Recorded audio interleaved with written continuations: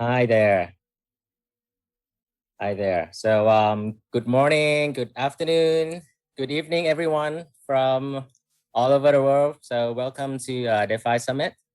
With me today, so basically, let's start by introduce myself a bit. So, my name is Kaweewut Temphuwapat, Tong, head of venture builder here at SCB 10X, and together with me, very, very happy and honored to have Rene Reinsberg, CEO of Celo, with us. Hi, Rene. How are you? I'm great, Kaweewut. Nice to be here again this year. So yeah, looking forward to our conversation. Yeah. Maybe let's just get started by maybe can you just introduce Celo a bit? What's your goals and what's your vision?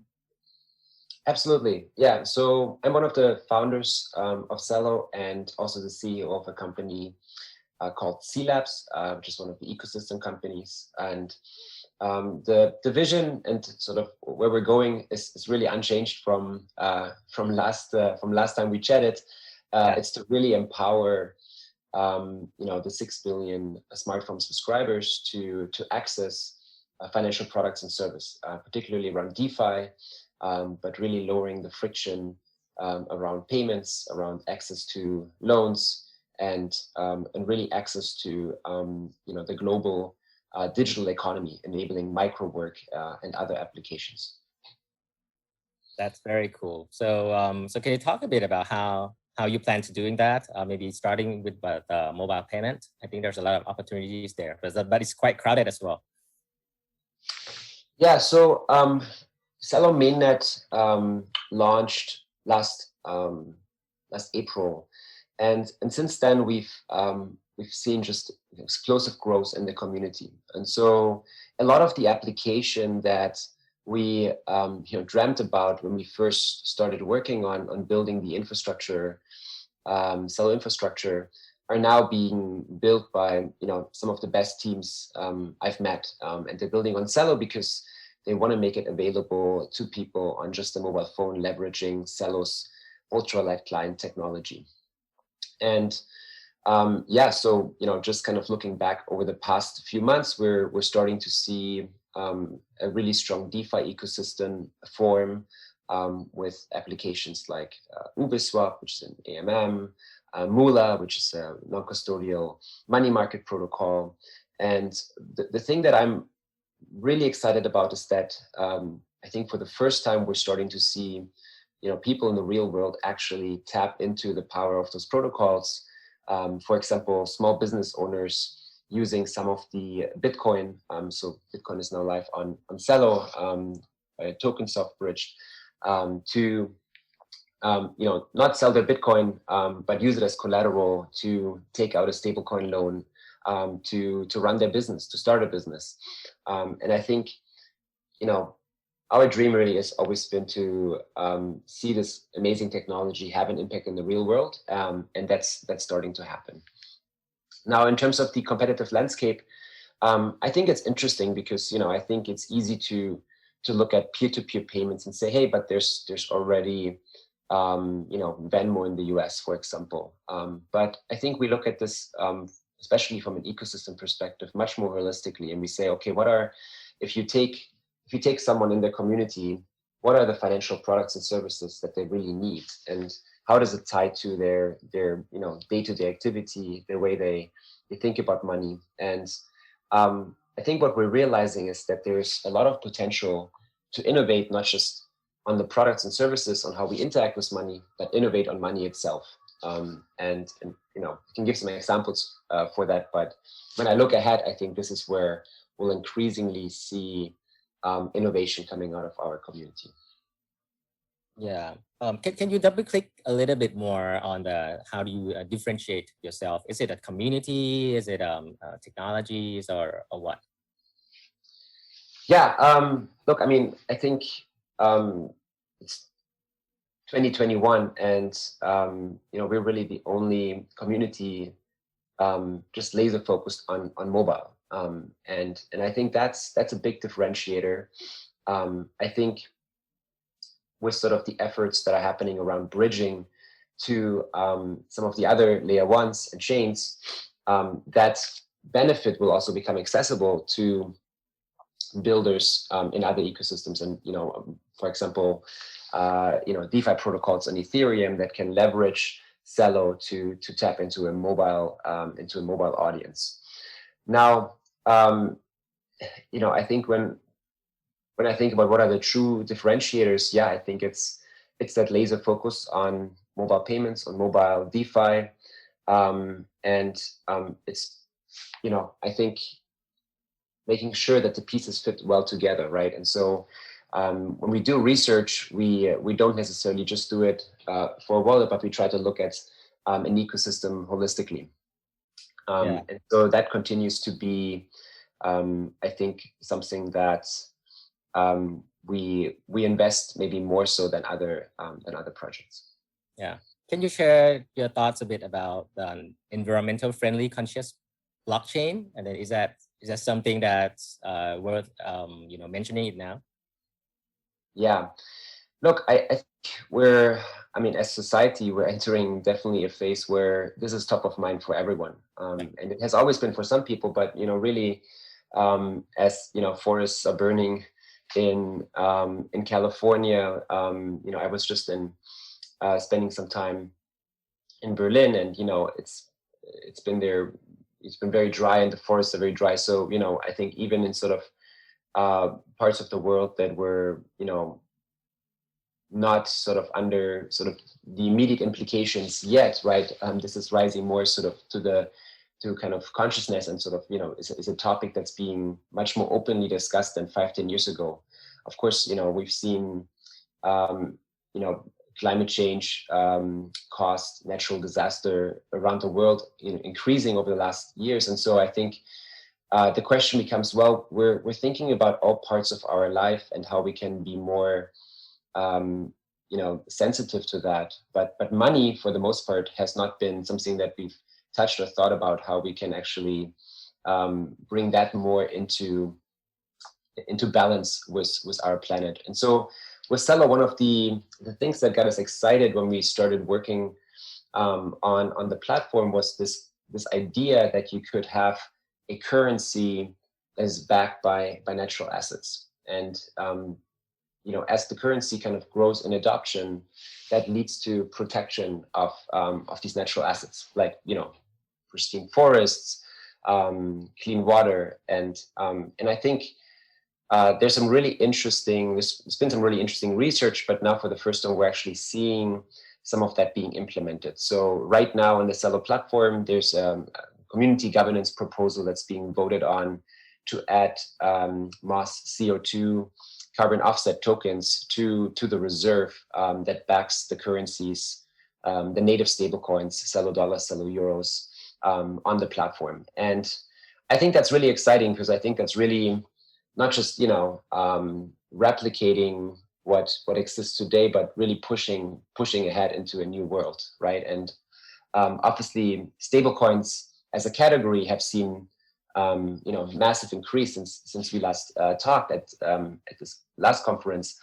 But most of that growth has been with fiat-backed stablecoins, and I think we're going to see sort of the next wave of algorithmic stablecoins. I think there's a chance to really design these new financial instruments to be much more in sync with the communities that they're supposed to serve. Yeah, I think that sounds amazing and very innovative. Okay, on the way, when you talk about the kind of nature-backed kind of currency, how do you see the adoption so far?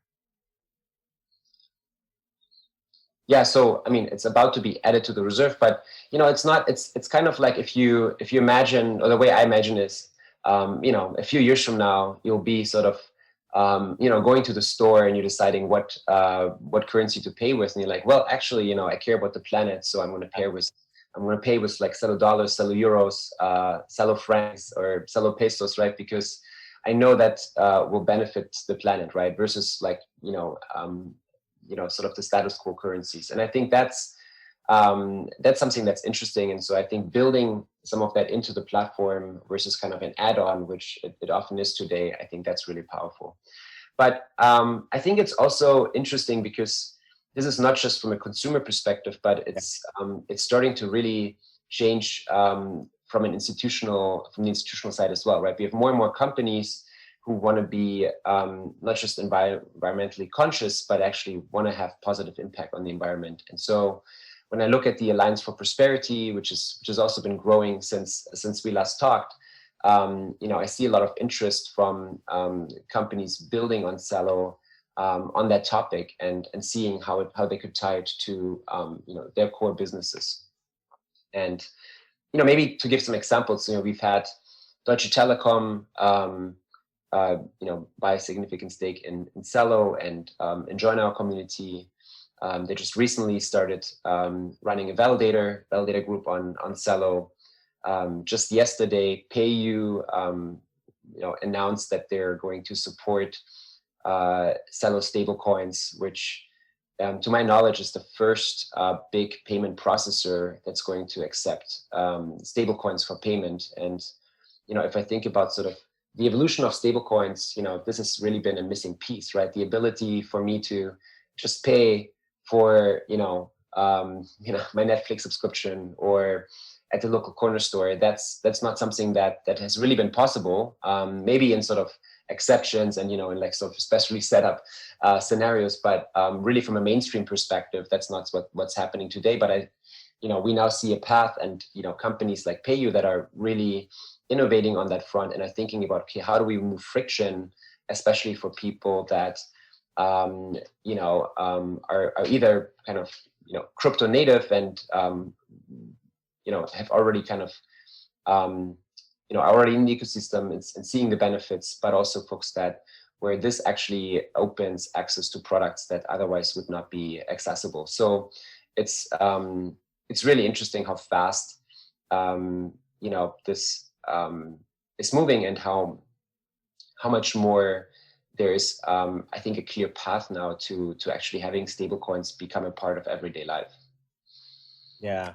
So coming back on that topic, coming back to the payment, right, on the Celo's stablecoins. So from your point of view, what is needed for stablecoin to succeed as a mass adoption for a P2P payment?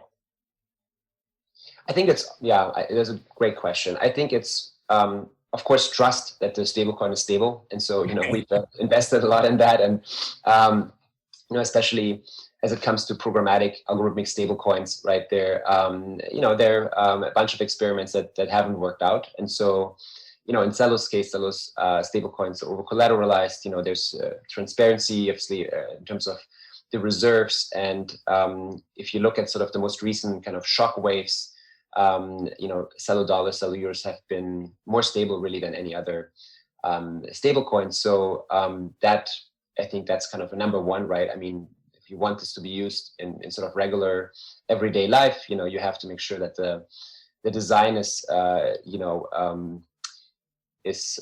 both transparent and trustworthy, and actually kind of can work as a stable store of value.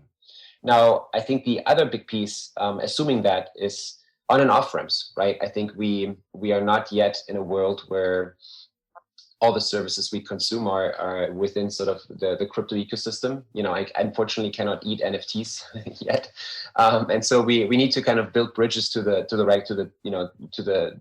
real world, right? And that, I think, is done by facilitating people to go from the wallets, the banks, the mobile money solutions they're using today to crypto assets. So having these on ramps, and then when it comes to off ramps, I think this is where initiatives like PayU fit in, and I think other we already have several smaller payment processors in various kind of geographies integrated with Celo, but I think over the next few years we see all big payment processors move that way. And then I think once it is seamless wherever you are to fund your wallet and get stable coins, maybe you're getting paid in stable coins, right? Because your employer actually sees the benefit of just doing it. It's faster, it's cheaper. Companies will start holding their treasuries in stable coins, right? Then the on-ramp problem can be solved. And then in terms of off-ramps, right, it's just about getting broad acceptance, and wherever you are, whatever you want to buy, you're able to do so with stable coins. And I think that's something from the beginning we have been working on, and have really, when I look at our community, it's not just sort of C-Labs as a company, but there's several companies in the Celo community that are just focused on and off ramps, and I think that is exciting, because I think that's going to be longer term a key ingredient for success. Yeah. So on-ramp, off-ramp is very important. So supposedly, if I'm in Thailand right now, holding my Thai baht or some USD, what's the best way to get Celo stablecoin?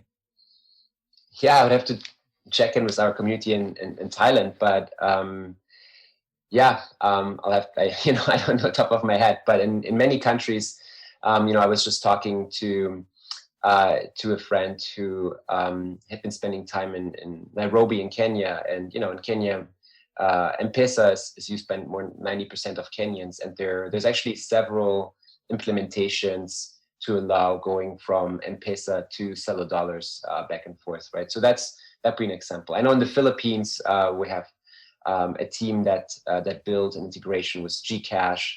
So I think that's kind of let me get back on Thailand. But I think the nice thing here is that we have been seeing teams that are either in the ecosystem, right, or looking at this kind of broadly, and that are just laser focused on building those bridges in a sense. But maybe one more thing to point out, which is how do you bootstrap that ecosystem, right? And why are there so many companies building on Celo? And I think this has to do with the token economic model, right? Because the more adoption of the Celo platform, the more adoption of Celo stablecoins, the more the protocol basically mints these stable coins, and then buys the Celo from the open market to put it into the reserve. As the reserve grows with sort of the stable coins in circulation. And that creates a positive feedback loop, and especially incentivizes sort of the early community members to basically share into sort of the growth of the platform.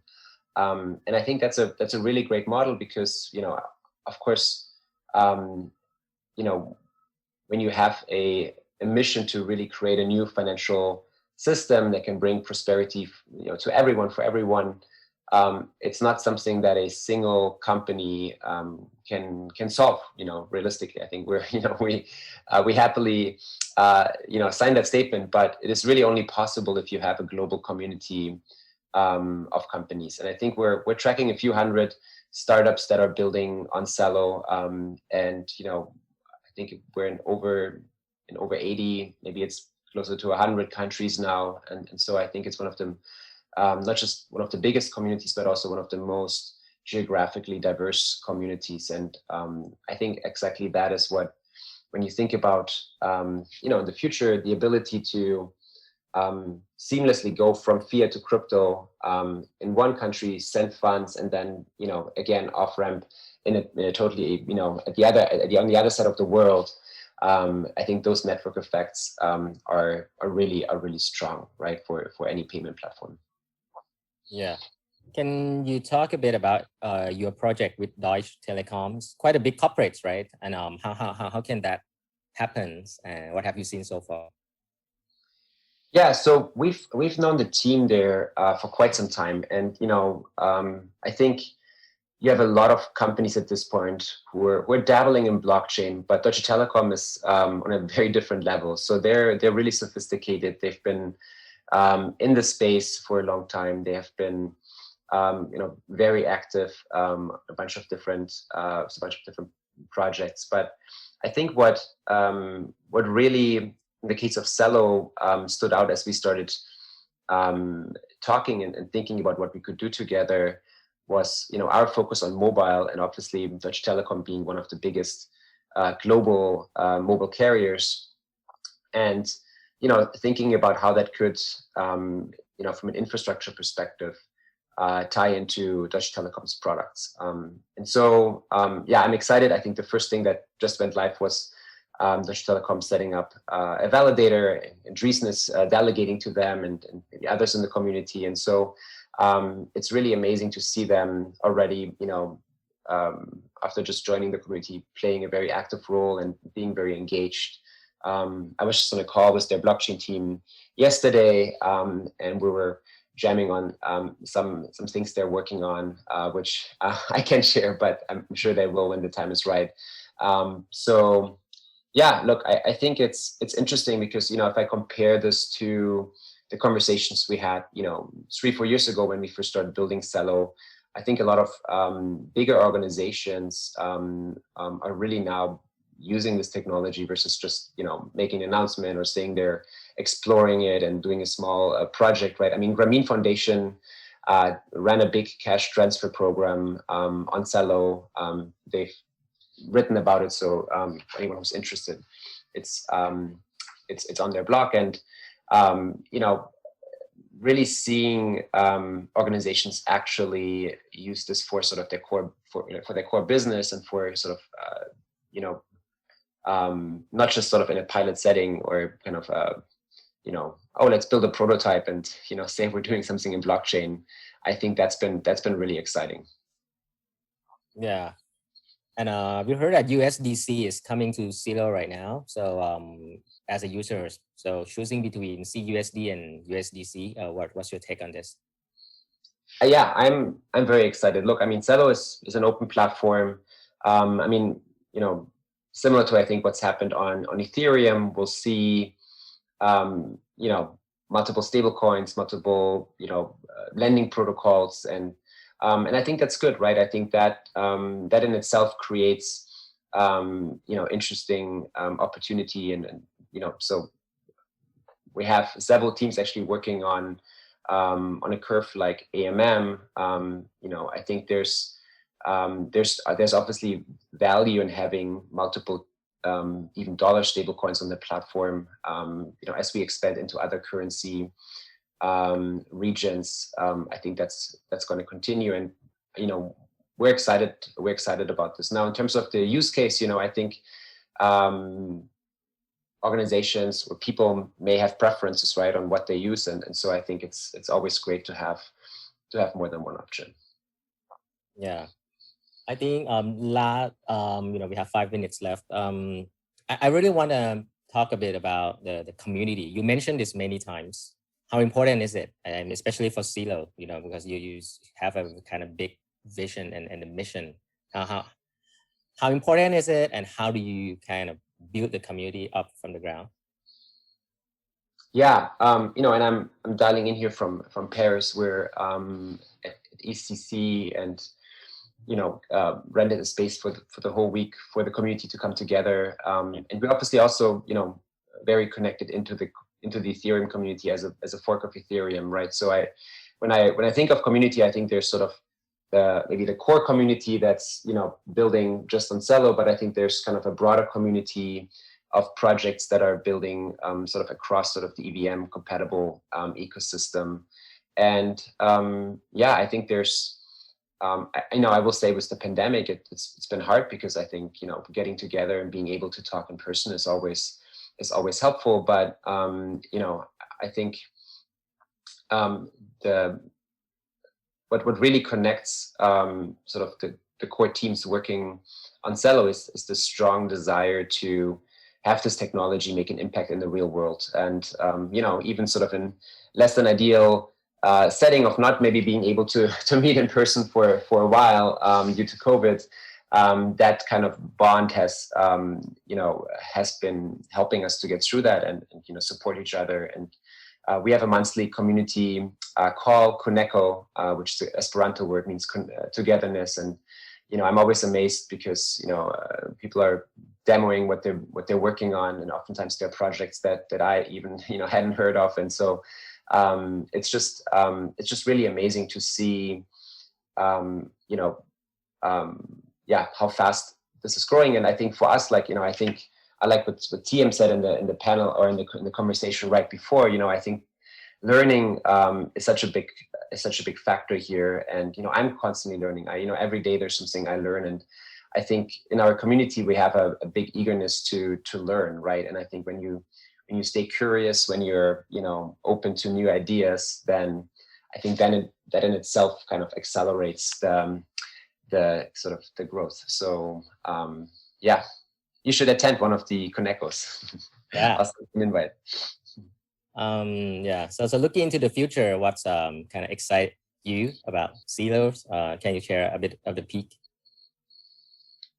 Yeah, look, I think to me, as now the basic DeFi building blocks are in place, you know, what I would love to see, and especially, you know, with things like, you know, payment processor integrations going live, merchants accepting Celo stablecoins natively. I think the next big push can be around enabling a lot more kind of digital activity. So, you know, I think a good example is microwork. I mentioned it briefly in the beginning.